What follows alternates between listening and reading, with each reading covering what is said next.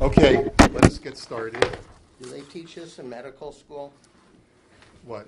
about what we're learning? We're a doctor. Yeah, there's issues in halacha about a son treating his father. Yeah. Treating a parent. Yes, absolutely. Okay, let us continue. We're on the second line on Daf Pei Hey Amud Aleph.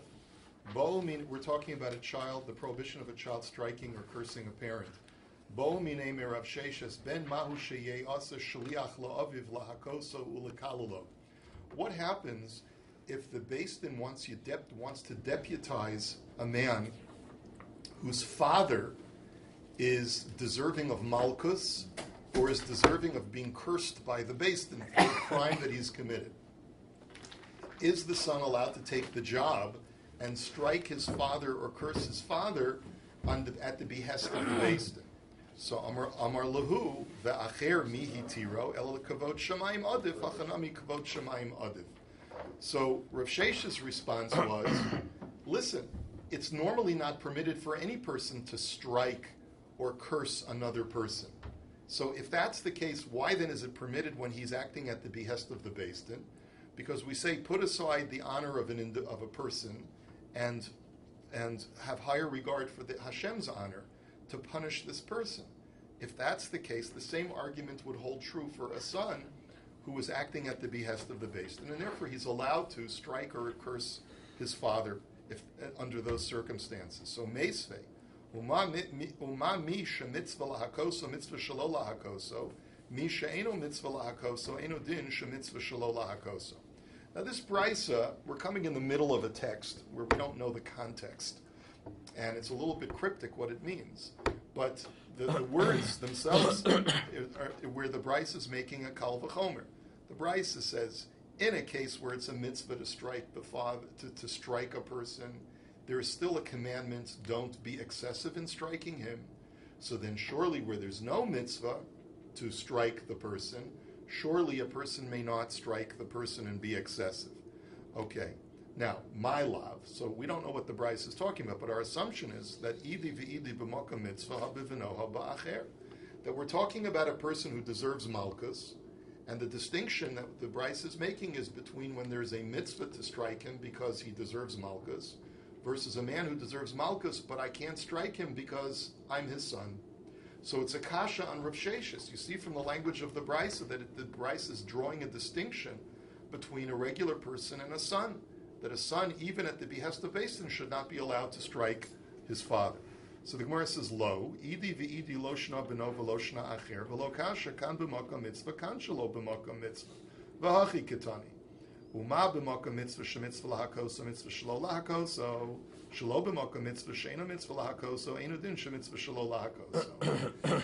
You misunderstood the brisa. What the brisa's kal v'chomer is that it's drawing a distinction not between a son striking a father and a stranger striking a man. In both cases, the person deserves malchus, but rather, case number one is where a person deserves malchus, he's chayiv malchus, and the other case is where a person is not chayiv malchus. And what the brisa is basically saying is like this: when a person is chayiv malchus, the Torah still says arba'im yakenu lo yosif. You may not be excessive in striking him. You can't give him more than 39 lashes. So then certainly, when a person does not deserve malchus, you may not strike him at all. And that's the argument, that you're never allowed. This is the source text. The word lo yosif is the source text for the azhara, for the prohibition of striking a person who is not chayiv. Not any person. There's an isser of striking a person. How do I know that I'm not allowed to slap a person across the face? The Torah says that if you do, you have to pay damages and so forth. Where's the origin of the azhara? This is what the brisa is telling me. The origin is arba'im yakenu lo yosif. Lo yosif tells me that you're not allowed to strike anyone beyond what they deserve, beyond what is prescribed for them by the Torah. And if a person does not have any prescribed hitting coming to them, then you can't hit them at all. So Toshma, let's look at the next brisa. Hayotze lehare gubabeno v'hiko v'kilolo chayiv ba'acher v'hiko v'kilolo patur. So a man is being led to his execution, and his son comes along while they're walking down the street, and Dead man walking, the long green mile, right? He punches his father in the nose or curses him. So the halacha is that even though the father is a condemned man, the son is chayiv misa. But if a stranger comes and does that, he's patur from any kind of penalty. So v'havinon ba maishna b'no maishna acher. So the question is, why is there a difference between the two? Mimon afshach. If the guy's treated like a regular person in halacha, so then the son should be chayiv, and another person should be chayiv at least for damages. So what's the difference? So va'amar Rav Chisda b'misarvin bolotzeis ve'enu yosei. So Rav Chisda had said that we're talking about where the beit-din is trying to get, he's in jail, right? And he refuses to leave because he doesn't want to be executed. So he's holding on to the bars for dear life. And the beit-din says, whoever can get him to come out of the jail will, you're doing the bidding, you're acting as a shaliach of the beit-din. So if the son does it, since he's not allowed to act as the deputy of the beit-din for his own father, if he does it and he hits his father to get him out of the jail to go to the execution, he's chayav misa. But if a stranger does it, since he's acting at the behest of the beit-din, he's doing something proper, and therefore he's not liable at all. But at least what you see from here is that it's a kasha on Rav Sheshis, who says that even a son can be deputized by the beit-din. So Rav Sheshis mukila, so this is a kasha on Rav Sheshis, so how's he going to answer it?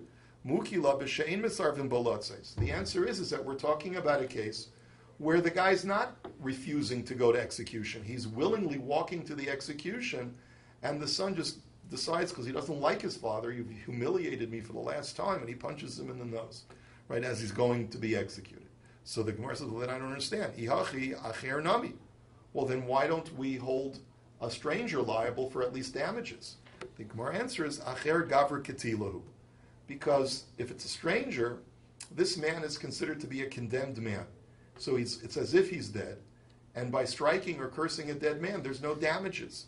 Because you're only liable for damages when the person is a viable human being. If he's no longer viable because he's about to be killed, and you injure him, you're not liable for damages. But wait a minute, that's not true, because V'ha'amar Rav Sheshis b'yasho yashin umeis chayev.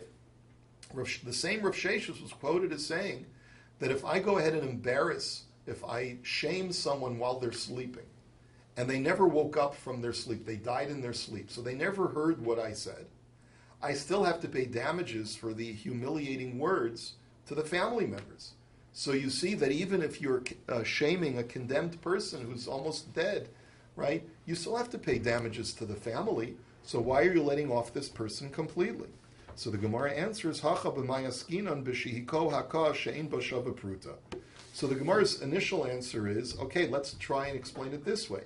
We're talking about a stranger who strikes the man, and it's a strike that is worth less than a shava pruta, or a curse where the shame is worth less than a shava pruta of compensation, and therefore you don't have to pay. But a son who strikes his father still has to be put to death. But wait a minute, Rabbi Ami Amar Rabbi Yochanan Hiko Akash Ein B'Shava Pruta Loike. But 1 second, Rabbi Yochanan was quoted as saying that if you hit someone and there's less than a shava pruta of damages, that person, the striker, still gets malchus. So why does the Brisa say he gets off completely? So my pater dik amar pater mi mama.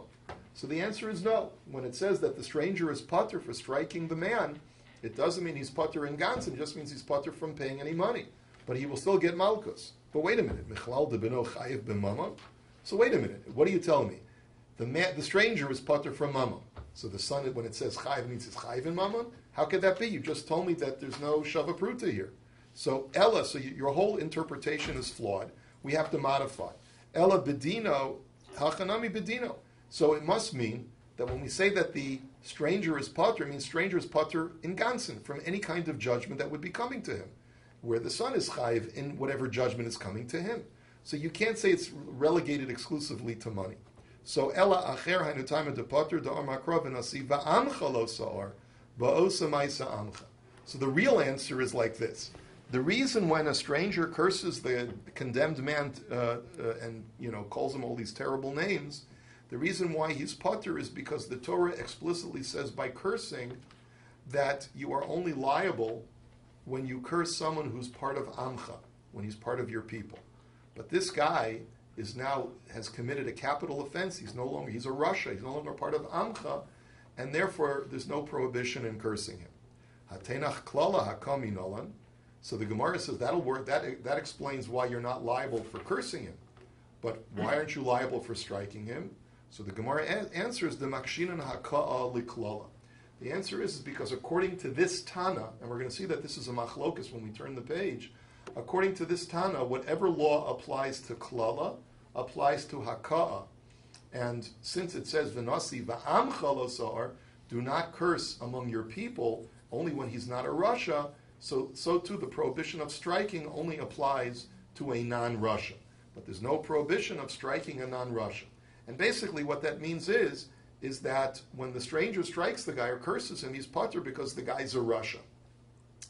And as you know, what does this mean that there's a hekesh between the two? So Rashi, at least in one interpretation, says these two psukim of cursing and striking in Parshas Mishpatim are separated only by a pasuk.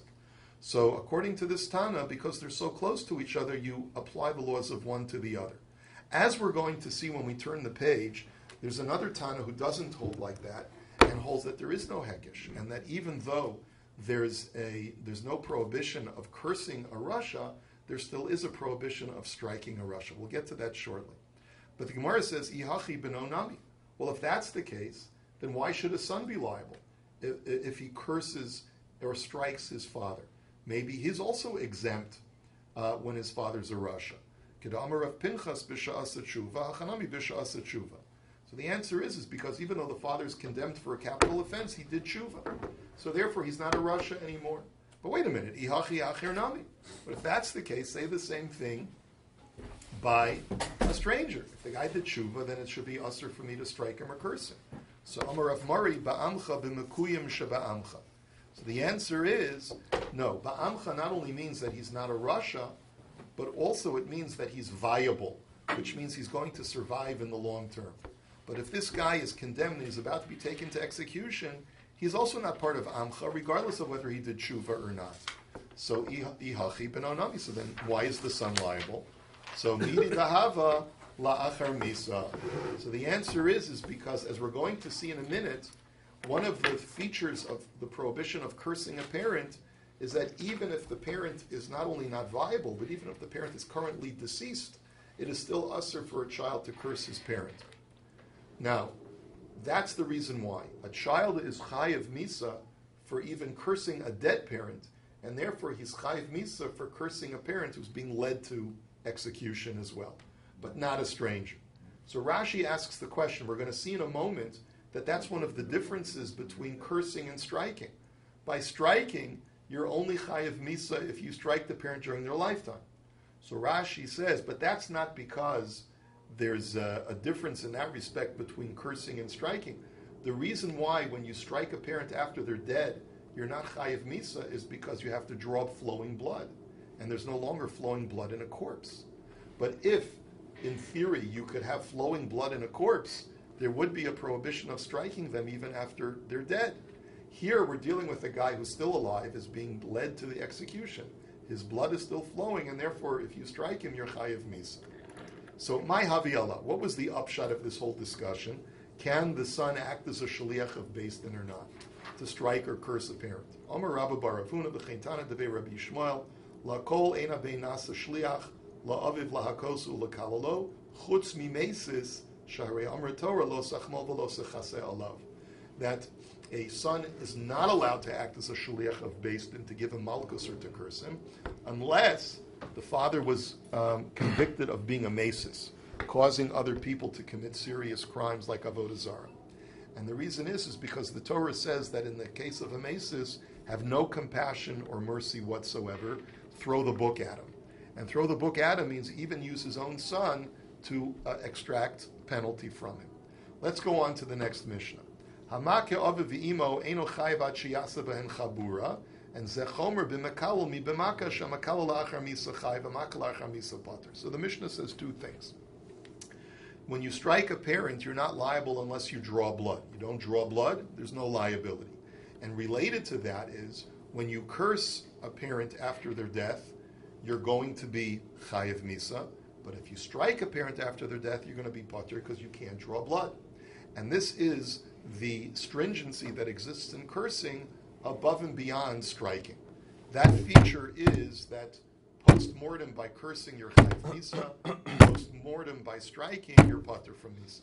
So the Gemara now says, Tanu Rabbanan, aviv v'imo kilel la'achar misa. And it's based on this extra phrase in the pasuk, because the first part of the pasuk says, Ki ish asher yikalel asaviv ve'esimo mosimas.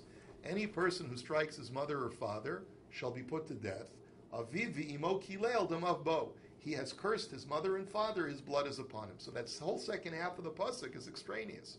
It's coming to teach me that even if he curses them after Misa, he's chayiv. So sheyachol hol v'chayiv b'maka v'chayiv b'mekalel mamaka eno chayiv elo michayim af mekalel eno chayiv elo michayim.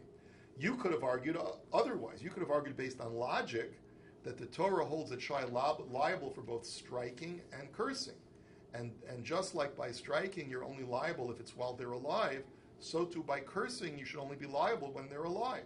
V'od kal v'chomer. And furthermore, I'll make an even stronger logical argument. Uma makeh she'asabo shelo ba'amcha keba'amcha lo chiv bo la'achar misa. Mekalo shelo asabo shelo ba'amcha keba'amcha eno din shelo chiv bo la'achar misa. So I can make the following argument. Remember, we just said, it says v'nasi va'amcha lo so'ar. We learned in the previous Amud. The only time that there's a prohibition of cursing a Jew is when he's Amcha, is when he's not a Rasha, when he's part of Amcha. But if he's no longer part of Amcha, you are allowed to curse him. There's no prohibition of cursing him. But that distinction does not apply by the case of Makeh. And remember, according to this Tana, there is no hekesh, there is no connection between a Makalel and a Makeh. So you could have made the following argument. By a Makeh, there, I'm not liable if I strike them after Misa. But I'm still liable if I strike a person, whether he's a but I'm still liable. That madach, we're more stringent by a makeh, by a striker. That he's liable whether the guy's a Rasha or a non-Rasha. And yet we don't hold him liable if he strikes post-mortem. So certainly by a mekalel, where we're more lenient, and we only hold you liable for cursing a parent if they're not a Rasha. So certainly we should be more lenient post-mortem, just like by a makeh. And therefore, Talmud Lomar, aviv v'imo kilel la'achar misa. And that's why you need the explicit phrase to tell you that if he curses his father and mother, even post-mortem he's going to be liable. Hanicha l'Rebbi Yochanan d'miyasser leikra, l'Rebbi Yonasan rather, d'miyasser leikra aviv v'imo kilel. Elo l'Rebbi Yoshia mai ika l'meimar. Now that works out according to Rabbi Yonasan, who says that phrase of aviv v'imo kilel is totally extraneous. So it's coming to teach me la'achar misa. But according to Rabbi Yoshia, where that phrase is not extraneous, then from where do you derive that if you strike them la'achar, you curse them rather la'achar misa, you're chayiv? So what machlokes am I referring to? The Tanya ish matamolomer ish larabos bas tumtum ve'androgynous. The Brisa says like this. You look at the pasuk; it says the word ish twice. Ish asher yikalelas aviv v'imo. Why do you have to write the word ish twice? To tell you that not only if he's a male, but even if he's a daughter, or if he's got dual or ambiguous genitalia, that he's neither male nor female, or both male or female, and he curses a parent, he's going to be liable as well. Asher yikalelas aviv imo. Ainli ela aviv v'imo aviv shelo imo shelo aviv minayin tamolomar aviv v'imo kilel aviv kilel imo kilel diver Rabbi Yoshia. And then Rabbi Yoshia goes even further, and he says, if you just had the first part of the pasuk where it says ki ish asher yikalel es aviv ve'es imo, I might think that you're only chayiv misa when you curse both mother and father. How do you know that if you curse mother and not father, or father and not mother, how do I know that you're also chayiv misa? That's why I need the second phrase of aviv v'imo kilel. And like Rashi speaks out, the verb kilel appears twice. In the first part of the pasuk, the word kilel is more adjacent to his father.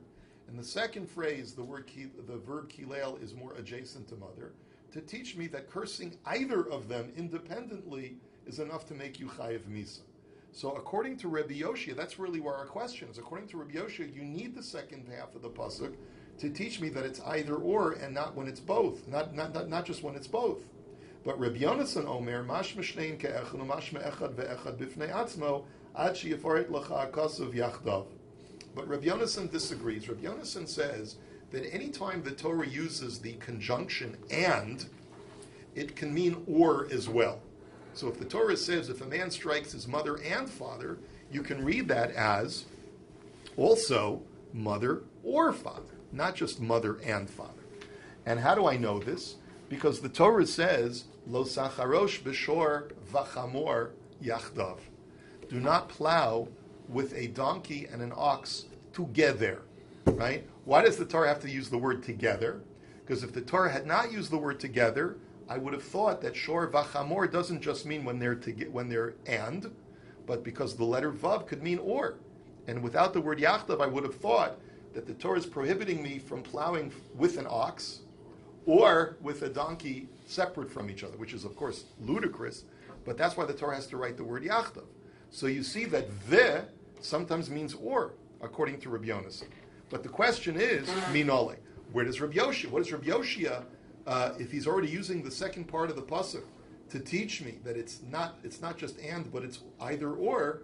So where does he get the idea that cursing after death is chayiv misa? So nafkalei me umekalel aviv v'imo mos yumas. It's a separate pasuk later on that says, "He who curses his mother and father shall be put to death." That extra pasuk is to teach you that even post mortem. V'idach, and what does Rabbi Yonasan do with that pasuk? Hahumi boile l'rabos bas tumtum ba'androginus. That extra pasuk is to tell me that not only a son who curses his parents, but even a daughter or someone who's neither male or female who curses a parent is chayiv misa. The tepa me ish ish. But wait a minute, you just learned it before from the double language of ish. According to Rabbi Yonasan, dibra Torah kolosh b'nei adam. That just because a word is written twice, that's the way the vernacular biblical Hebrew is styled, and therefore you can't derive anything from it. V'lisnei chomer b'maka mi b'mekalel she'hamaka asabo shelo ba'amcha keba'amcha ma she'en kein b'mekalel. So now I have another question. We just got through this brisa that said that there's a logical argument to make that a mekalel should not be chayiv if he curses his parents post-mortem. Why? Because a makeh, you're chayiv for striking a person, whether the person's a Rasha or a non-Rasha, but by a mekalel, you're only chayiv if you curse a person when he's a non-Rasha, but if he's a Rasha, you're not chayiv. Why didn't our Mishnah list that as a distinction between makeh and mekalel? The only distinction that the Mishnah drew was that a mekalel is post-mortem and a makeh is only while they're alive. Tell me also that there's a chaymer by makeh that if you strike a Rasha, you're also a parent who's a Rasha, you're chayiv, but if you curse a parent who's a Rasha, then you're not chayiv. Why wasn't that distinction mentioned? So the Gemara answers, Ksaver makshinan hakal liklala. The answer is that our Tana of our Mishnah disagrees with the Tana of the Brisa. It's a machlokes tanoim. That the Tana of our Brisa holds that if the Torah says that nasi va'amcha lo so'or, that you're only liable when you curse someone who's a tzaddik, who's not a Rasha, then the same must apply to a makeh as well, because he holds of that hekish that we mentioned a little while ago. And that's the machlokas. The Brisa holds that there is no hekish, and our Tana holds that whatever holds for mekalel holds for makeh, unless it's explicitly excluded because of the circumstances, like the case of post-mortem. Now, lema hani tanoi kahani tanoi. Let's say that this machlokas between our Tana and the Tana of the Brisa as to whether you're liable for cursing for striking a Rasha parent is the same machlokas as the following. The Tani chada kusi yata mitzuva al hakaaso v'yata mitzuva al kilalaso. The Tani idach yata mitzuva lo al kilalaso v'lo al hakaaso. There's a brisa that says as follows: a child of a kusi. Now, a kusi is many times translated as a Samaritan.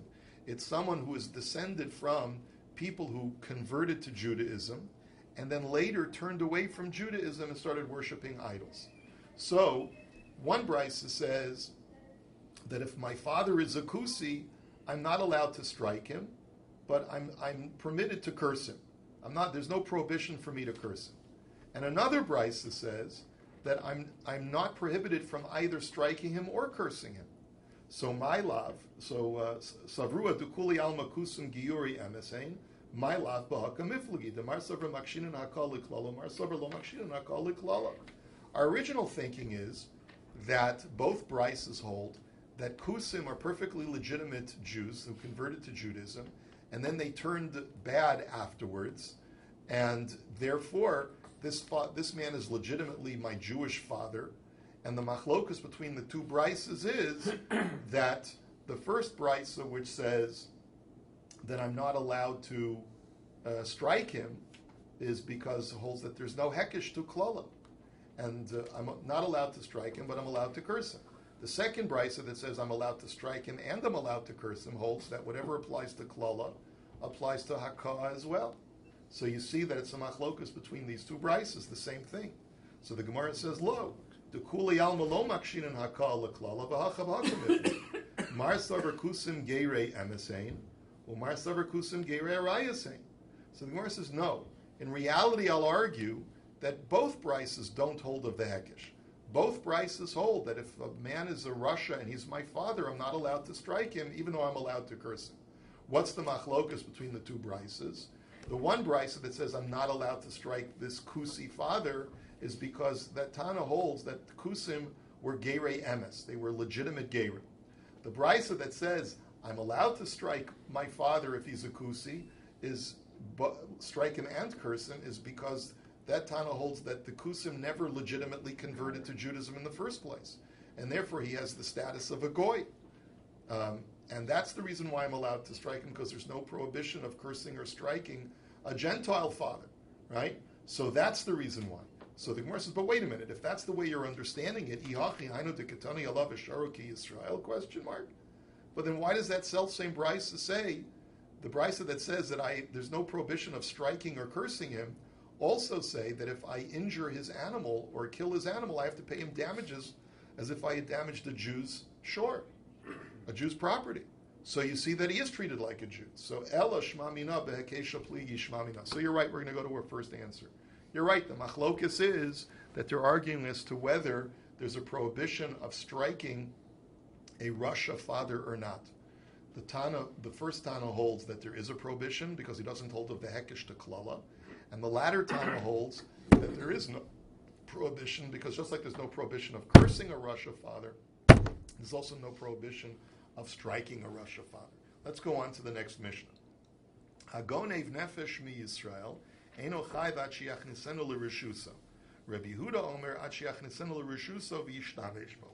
There's a machlokus. We know that one of the things that you're liable for the death penalty of chenek is if you kidnap someone.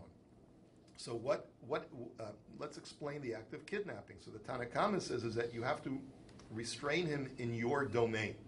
That's what the definition of kidnapping. So if you restrain him but you keep him in his house, that's not called kidnapping. You just tie him up, but you didn't take him out of his house. That's not kidnapping. Rabbi Yehuda goes even further. Not only do you have to take him into your domain, but you have to treat him like a slave by using him in some way or selling him and giving him over to somebody else. As we'll see, that's what the ishtamesh means as well. Shene'amar v'his amer bo umecharo. As the Torah says, you oppress him and sell him. So you see, you have to actually do something to him besides just taking him into your domain. Next, Hagone v'espeno Rabbi Shmuel beno shel Yochanan beroka michai v'chachamim potra. If you kidnap your own son, so it's a machlokas tanoim whether you're liable. Gonav misha chetzio v'chetzio ben chorin Rabbi Yehuda michai v'chachamim potra. And another machlokas is if you steal someone who's half eved and half free, so because that part of him that's eved you're not liable for because he's already an eved. But the part that half of him that's ben chorin, so machlokas whether you'll be chayv misa for kidnapping that half or not. Let's look at the Gemara. V'tanakama lo boi imur. So I don't understand. The Torah says explicitly, v'his amirbo, you shall oppress him. So how come the Tanakama holds that even if you just restrain him in your home without oppressing him, you're liable for kidnapping? So Amar Ravacha Berei Derava Imur Pachos Mishava Pruta Ika Beinayu. No. So the reality is both the Tanakama and Rabbi Yehuda agree that you have to utilize him in some way like a slave. The machlokas is whether you utilize his services and he provides service that's worth less than a shava pruta. So the Tanakama says that's enough to make you chayav misa, and Rabbi Yehuda says no, you have to mamish use him in a financially substantive way, and if you don't, you're not going to be chayav. Voy Reb Yirmiyah, Ganvo Umachro Yashen Mahu, Machar Isha Leubra Mahu. He asks two questions, Reb Yirmiyah. What if you steal or kidnap a person and sell him as a slave and he's asleep the entire time? Totally unconscious, right? Or another question is, what if you kidnap a woman but you only sell her fetus into slavery, but the woman herself is not harmed or and is not mistreated in any way? Yesh derech imur bekach o ein derech imur bekach. Is that considered oppression, both in the case of sleeping and the case of the pregnant woman? Because on the one hand, you're selling her fetus, but on the other hand, you're not mistreating her person directly. So v'tepuk le deleka imur klal. So the Gemara says, in both of those cases, where have you utilized the sleeping person or the pregnant woman? You haven't used them, treated them like a slave yet. So the Gemara says, Lo tzricha yashen dezaga alei isha deukma ba'ape zika. So derech imur bekach o ein derech imur bekach mai teku. So the answer is that in both cases you could utilize them in some way to show that you're treating them like a slave. By a sleeping person, let's say you lean something on him, or you use him as a coat rack, right, or whatever, right? And by the pregnant woman, you position her, you say, here, stand here in front of this door, open door where the elements are blowing in, the gusty wind coming in. Your thick body will block your pregnant stomach will block the wind from coming in. So you're utilizing the fetus in some way, even though you may not be using her in an oppressive way, because you're not, but you're using the fetus in an oppressive way. So what will be the halacha? So in both of those cases, the Gemara says, take. Tana Rabbana, ki yimatzei ish gonev nefesh me'achav, ein li ela ish gonav isha minayin tamalomer begonev ish. So the Brisa starts off by saying that if a man is found kidnapping a person, so that implies that you're only liable if you're a male kidnapper. How do you know if you're a female kidnapper, you're also liable? So there's another pasuk that says, Vigonev ish. Anyone who kidnaps a man is going to be liable. But that latter pasuk implies that ainli ela isha ganav ben isha ubein ish, ve'isha shagan ve'ish, isha shagan ve'isha minayin. Talmud loymar umeis haganav hahu mikol makom. So the second pasuk only implies that if a woman kidnaps a man, because it says Vigonev ish umechara. So you've got, the first pasuk tells you that if a man kidnaps a man or a woman, he's liable. Second pasuk tells me that if a woman or a man kidnaps a man, they're liable. How do you know if a woman kidnaps a woman, she's liable? So the third phrase is umeis haganav hahu, which is extraneous, says that no matter what, any act of kidnapping makes you liable to death penalty. Tanya idach, and we have another brisa that says ki yimotzei ish gonev nefesh me'echav, echad hagonev esa ish ve'echad hagonev esa isha, ve'echad ger ve'echad eved meshuchar ve'katan chayev. This pasuk says that if a man shall be found kidnapping any soul among his brethren, so any soul implies that you kidnap a man, or you kidnap a woman, or you kidnap a ger, or you kidnap a freed slave, or you kidnap even a minor. So gun below machro vadan yeshno b'shuso pater. But also we learn from that pasuk that if you kidnap them without selling them or oppressing them, treating them like a slave, or if you treat them like a slave, but you haven't yet taken them out of their home, so how do you, in both of those cases, you're going to be pater. The next thing the Brisa says is that even if you sell a person after kidnapping him, you sell him to his own father, or you sell him to his brother or another family member, you're still chayiv for kidnapping. But if you kidnap a person who's an eved, you're pater because that person's already enslaved. So Tani Tana Kameder Rav Sheshes, Amrli Ani Shona Rav Shimon Oimer Me Achiv Ad Sheyotzienu, or Me Echav Ad Sheyotzienu Me Rishus Echav Atamart Chayav. So this brisa was recited in the presence of Rav Sheshes, and he said, "Wait a minute. The pasuk says that you have to kidnap him Me Echav, taking him away from his brethren. So that pasuk implies that if you kidnap him and sell him to his brother, you're not guilty of kidnapping. How can this brisa say you're chayav?"